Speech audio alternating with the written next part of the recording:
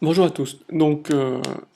Aujourd'hui, dernière activité pour clôturer ce chapitre et cette partie sur le système immunitaire, sur ce que l'on appelle l'immunothérapie, un espoir pour l'avenir.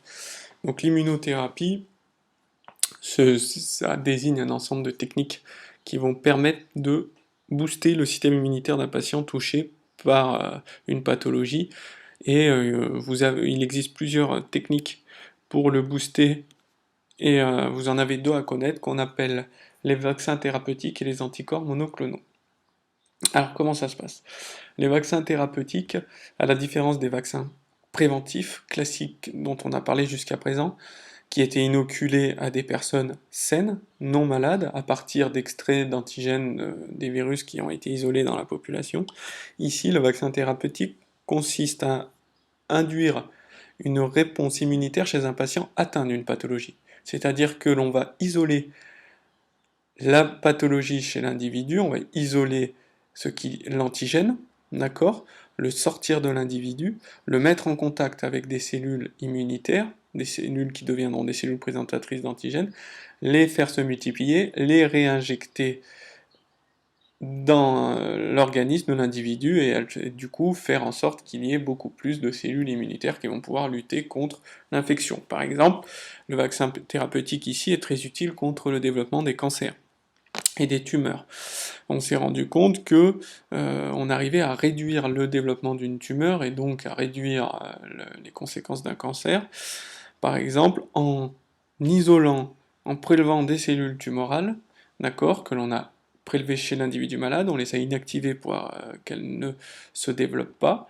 Sur ces cellules tumorales, on a récupéré l'antigène à la surface, ce qui déclenche la réponse immunitaire, on a congelé tout ça, et on a réinjecté des cellules saines, dans des cellules saines, l'antigène, des cellules du système immunitaire. Et ces cellules du système immunitaire qui auront été mises en contact avec l'antigène vont pouvoir ensuite devenir des cellules présentatrices d'antigènes et être réinjectées chez l'individu pour qu'elles déclenchent plus facilement la réponse immunitaire.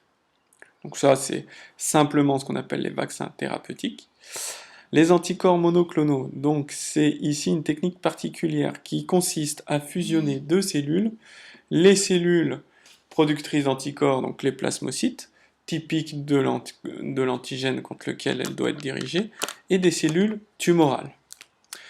Les cellules tumorales, je vous rappelle leur caractéristique, c'est qu'elles se divisent énormément.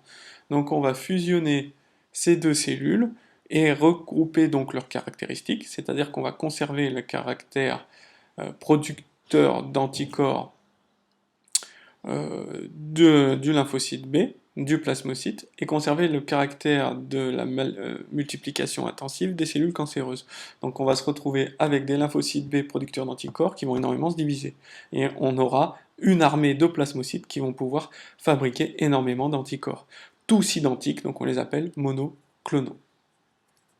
Donc l'individu va fabriquer beaucoup plus d'anticorps qu'il n'en fabriquait en temps normal.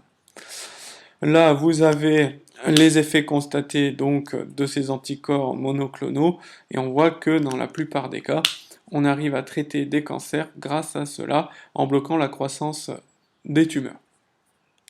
Au niveau du cours, donc voilà, j'ai renoté l'immunothérapie ce que c'était, donc il regroupe l'ensemble des techniques visant à solliciter le système immunitaire d'un patient touché par une pathologie. Différents procédés d'immunothérapie ont été développés pour lutter contre certains types de cancers et de nombreux sont en cours de développement. Les vaccins thérapeutiques qui contiennent un ingrédient dont le rôle est de forcer la présentation des antigènes tumoraux au système immunitaire afin de diriger ce dernier contre la tumeur. Et enfin, deuxième technique, l'administration d'anticorps monoclonaux spécifiquement dirigés contre les cellules tumorales. C'est un champ de recherche aux implications sociétales et économiques importantes. Voilà, donc on termine ce chapitre là-dessus. Donc le schéma bilan classique que je vous donne, avec le contenu du vaccin, c'est-à-dire l'antigène, le produit immunogène mais non pathogène, avec un adjuvant qui va stimuler la réaction immunitaire pour permettre de produire des cellules mémoire et des anticorps en quantité suffisante pour être toujours au-dessus du taux de minimum d'anticorps pour être immunisé. Ensuite, l'intérêt de la vaccination collective pour permettre d'éliminer le virus et que les individus qui ne peuvent pas se vacciner puissent être protégés quand même. Et enfin, les deux techniques d'immunothérapie que vous avez à connaître, la vaccination thérapeutique et les anticorps monoclonaux. Voilà ce que vous avez à connaître sur ce chapitre. Et on termine là-dessus notre deuxième partie du chapitre 2 sur le système immunitaire. Alors il nous restera un thème à traiter qui est très très court. Alors ce thème en plus ne sera pas réutilisé même si vous gardez l'aspect SVT en terminale. Donc je vais voir si je fais des activités ou si je vous donne le cours complètement. Je vais réfléchir. Merci beaucoup, bonne journée.